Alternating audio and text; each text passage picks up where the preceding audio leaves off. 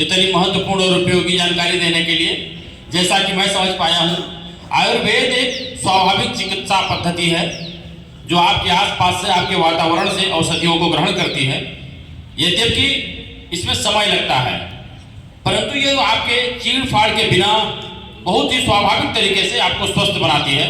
यानी अगर यूँ कहें तो जहाँ अन्य चिकित्सा पद्धतियाँ आपको जिंदा रखने पर जोर देती हैं कि आपके सांसें सलामत रखेंगी, आपको जिंदा रखेंगी, वहीं आयुर्वेद चिकित्सा पद्धति आपके स्वस्थ रखने पर जोर देती है। यानी आयुर्वेद चिकित्सा पद्धति से यदि आप अपने रोगों को दूर करते हैं तो आप स्वस्थ होंगे। आप केवल सांसों पर निर्भर नहीं होंगे, आप केवल जीवित नहीं होंगे, वरन आप जीवन के साथ साथ एक स्वस्थ जीवन शैली पाएंगे। यद्यपि इसमें आपका भी सहयोग अपेक्षित होता है।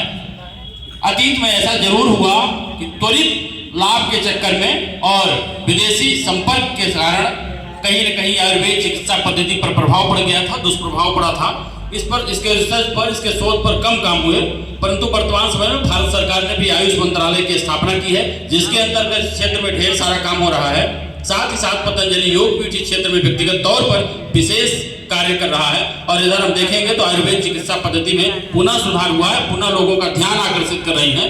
क्योंकि अंग्रेजी जो चिकित्सा या एलोपैथी जो चिकित्सा शैली है वो चीड़ फाड़ पर यकीन करती है, वो आपके रोग को दूर करती है, वो एक जबरदस्ती की चिकित्सा शैली है। और भारतीय सनातनी यानी वैदिक चिकित्सा पद्धति जो है आयुर्वेद, वो बड़े ही स्वाभाविक तरीके से आपको स्वस्थ करती है, आपको दीर्घायु बनाती है। इस वार्ता को और अधिक विस्तार देने के लिए, इस आयुर्वेद की चर्चा को और अधिक आसमान देने के लिए मैं अपने बीच से डॉक्टर ब्रजभूषण शर्मा जी को बड़े ही आदर के साथ मंच पर आमंत्रित करता हूँ इस चर्चा को और ऊंचाई देने के लिए। डॉक्टर साहब, बच्चों को मैं अपना पुराना परिचय दे दूं। जिस विद्यालय प्रांगण में मैं खड़े होकर आपसे बात कर रहा हूं, 1975 में मैंने ये विद्यालय छोड़ा था, तो मैं यहीं का स्टूडेंट। सबसे बड़ा तो परिचय मेरा ये।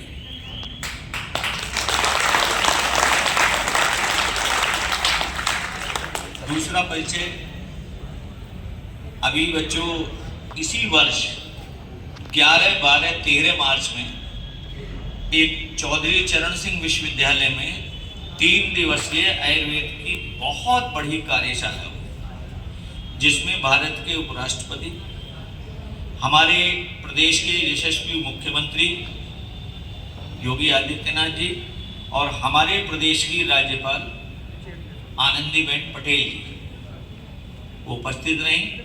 उसके अलावा बहुत बड़ा कार्यक्रम था, 50 से 60 प्रोडक्ट कंपनी थी देश की जानी मानी, 7 वाइस चांसलर थे, जिसमें 3 यूनिवर्सिटी जो हमारी आयुर्वेद की उनकी,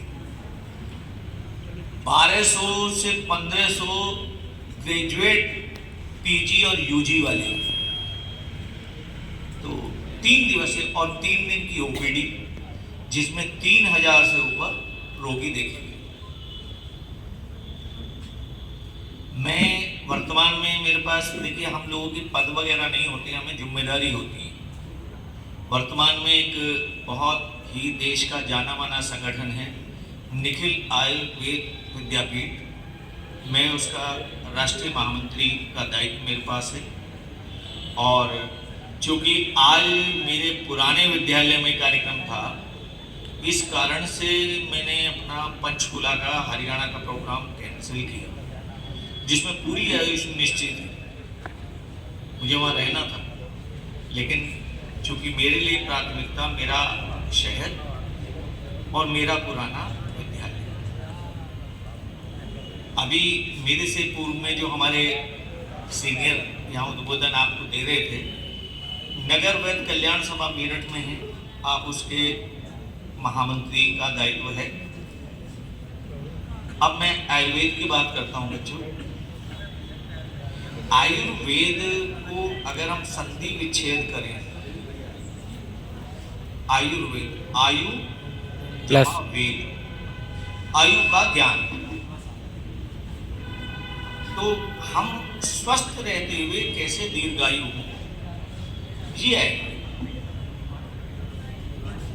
और कल जिसको हम आम भाषा में हम सभी लोग मनाते हैं, कल धनतेरस, बर्तन खरीदते हैं, ये करना है, वो करना है।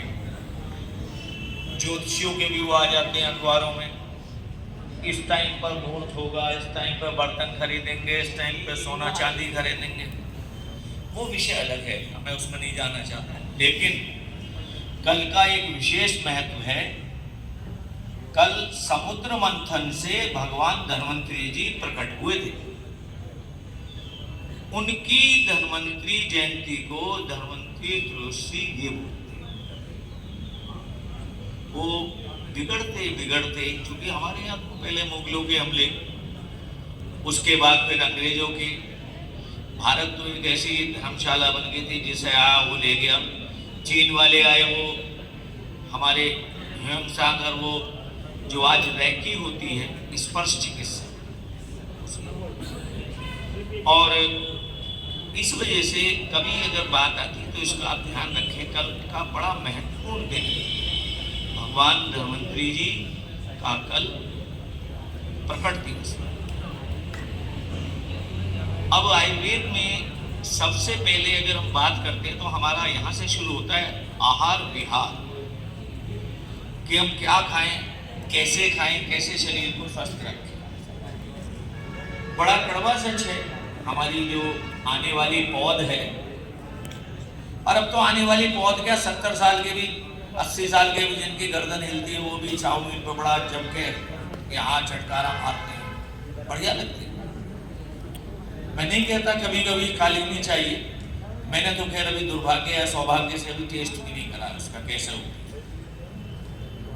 लेकिन जितना हम अपनी लाइफ स्टाइल को ठीक रखेंगे, उतना ही चिकित्सकों से दूरी बनी रहेगी।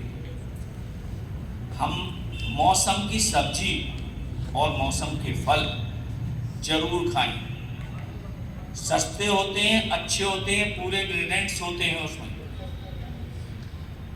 अब नए बच्चे आ रहे हैं, गन्ना मिलता नहीं, अब मिलता है तो खाते नहीं, और खाते हैं तो दांत में दर्द हो जाता है, ज्यादा जोर से छीलेंगे तो एक आधा हो सकता है दांत भी निकल आए। मसूड़े तो छील ही जाते हैं, हम तो अभी तक भी खाते हैं। 65 में हम चल रहे हैं, हम तो अभी खाते हैं। गम्स का और टीथ का सबसे बढ़िया इलाज है गन्ना। चाय पीनी चाहिए, अमरूद खाने चाहिए। अब हम क्या खा रहे हैं, कोल्ड ड्रिंक पी रहे हैं, और जरा सड़क पे निकलेंगे तो और ही अच्छा लगेगा जरा, कि हाँ स्टाइल में जरा अमेरिका और यूएसएसआर में निकल गए हम। फ्रूटी पी रहे हैं, मेरे से रोगी आके कहते हैं डॉक्टर साहब फ्रूटी ले लें, ढाई की फ्रूटी ले लो, क्या रखा है फ्रूटी में।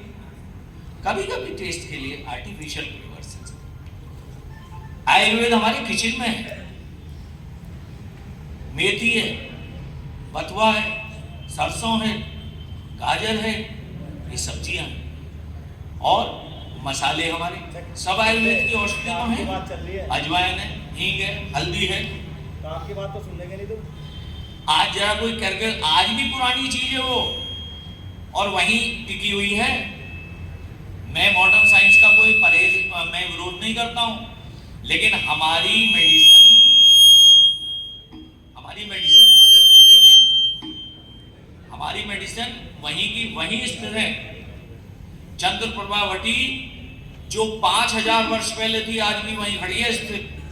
गोक्षुरादिवटी, च्यवनप्राश कोरोना में सिद्ध हो गया, काढ़े पी पी के लोगों ने जान बचाई है।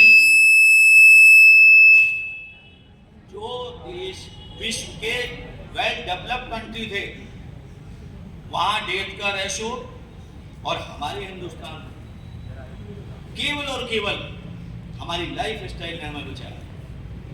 तो मेरा ये कहना है कि हम जितना प्रकृति के, नेचर के नजदीक रहेंगे। अब सर्दी आ रही है, आप डॉक्टर साहब के पास जाओगे, मुझे जुकाम हो गया, खांसी होगी, वो इंजेक्शन लगाएंगे, गोली कैप्सूल देंगे। अरे भाई च्यवनप्राश खा लो 1 चम्मच, सारी आपको पौष्टिक भी मिलेगा। और आसानी से अपर रेस्पिरेटरी सिस्टम के लिए, मैं इंग्लिश में बात कर रहा हूँ, अपर रेस्पिरेटरी सिस्टम के लिए आंवले से बढ़िया कोई पौष्टिक नहीं। महर्षि च्यवन के नाम पर च्यवनप्राश है। जब वो 100 वर्ष के हो गए तब उन्होंने महसूस किया भाई कुछ कमजोरी महसूस हो रही है। 100 वर्ष शतायु, आज भी च्यवनप्राश वहीं एकदम गर्दन तान के खड़ा है। एलोपैथी में जो आज पेन किलर आ गए वो 4 साल 5 साल बाद खत्म हो जाएंगे। किसी का लीवर पे, किसी के किडनी पे, किसी के हार्ट पे, दुनिया भर के उसके साइड इफेक्ट्स होंगे। आयुर्वेद में कोई ऐसी दवाई नहीं। तो इस वजह से चूंकि वो सब नेचुरल प्रोसेस से हैं और हम अपने घर में अपने शरीर को स्वस्थ रखें, सुबह स्नान ध्यान करें, भगवान का नाम लें, ऊपर वाले की शक्ति को जिस रूप में भी हम पूजते हैं, और जितना प्राकृतिक चीजों का अधिक से अधिक उपयोग करेंगे। और आज एक ये भी हम लोगों के ऊपर इल्जाम लगता है कि साहब आयुर्वेद में है क्या, चूरन चटनी और फलाना और पुरानी हुए रिसर्च नहीं। अरे बहुत बड़ी रिसर्च हुई है। आयुर्वेद के मनीषी, आयुर्वेद के विद्वान अपने शरीरों पर रिसर्च करते थे। वो कुत्ते, बिल्लियों पे, खरगोश पे और चूहों पे नहीं होती थी रिसर्च। हाँ, कुछ ऐसा कालखंड आया कि उसमें सब चीजें हमारे ग्रंथों को नष्ट भ्रष्ट करा गया और सब चीजें। अगर ऐसा नहीं होता, मैं आपको सिर्फ छोटी छोटी 2-3 एग्जाम्पल दे रहा हूं घरेलू। हिलिये को, काशी फल को, कद्दू, जिसपे 3 नाम मैं बता रहा हूं। क्यों मेथी डालते हैं उसमें? मेथी वायु का दोष शांत करता है। अरबी में क्यों हम जो है अजवाइन डालते हैं? कड़ी में क्यों हम मेथी डालते हैं? कैसी भी चोट लग जाए, अरे दूध हल्दी ले लो, क्यों लेते हैं? आज भी वही करिए। नाभि पे हमारे पेट में अफारा आ गया, पेट में दर्द हो गया, भाई हींग का बोया रखो, आज भी उतना ही काम करेगा। हमारा विश्वास कम हुआ है, लेकिन दवाइयों का जो हमारी औषधियां हैं उनका प्रभाव कम नहीं हुआ है। बच्चों के दाढ़ दांत निकलते थे, गम सूखते थे, तो हम सुहागा भून लेते थे। बड़ी बूढ़ियां घर में आज भी, अरे सुहागा भून ले, खीर बना के इसके मसूड़ों को मल। तो ये सब हमारी औषधियां ऐसी हैं, नाम भी ऐसी हैं। पथरी निकालने के लिए पाषाण वेद, सारे एक से औषधियां। तो मेरा यही आप लोगों से कहना है कि आयुर्वेद हमारे जीवन का सत्य है। आयुर्वेद के और सर्जरी, आज जो सर्जरी की बात होती है, हमें इस बात से भी डराया जाता है, आप लोगों को भी भ्रमित किया जाता है। बिल्कुल कान खोल के सुन लो।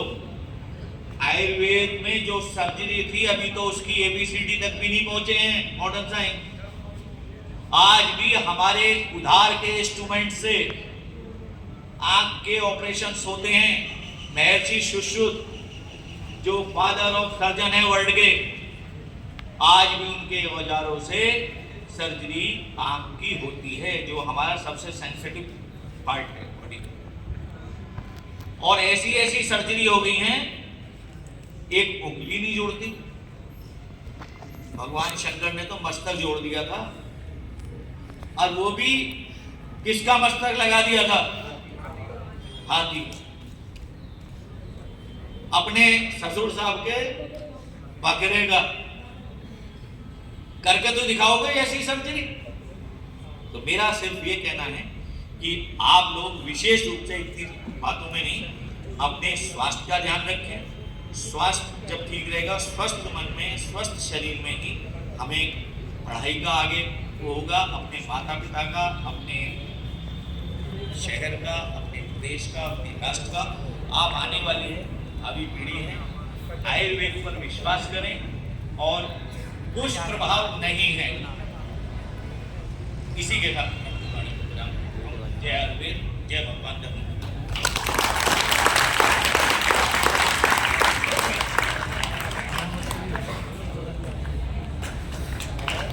क्या प्रॉब्लम हो रही है? बहुत ही ज्ञान की और उपयोगी बातें आयुर्वेद चिकित्सा पद्धति से और उसके अतीत से, उसके इतिहास से लेकर सारी चीज़ें बड़ी ही महत्वपूर्ण तरीके से आपने हम सबको बताई। बड़ा अच्छा लगा, बड़ा आत्मबल बढ़ता है ऐसी चीज़ें जान के। हमारी चिकित्सा पद्धति निसंदेह सर्वश्रेष्ठ चिकित्सा पद्धति है जो बहुत ही स्वाभाविक तरीके से हमारे तन मन को स्वस्थ रखने पर काम करती है। एक बार मैं पुनः डॉक्टर उदयवीर जी को मंच पर आमंत्रित करूंगा कुछ बात करने के लिए। जोरदार तालियों से स्वागत करिए आप डॉक्टर उदयवीर जी का।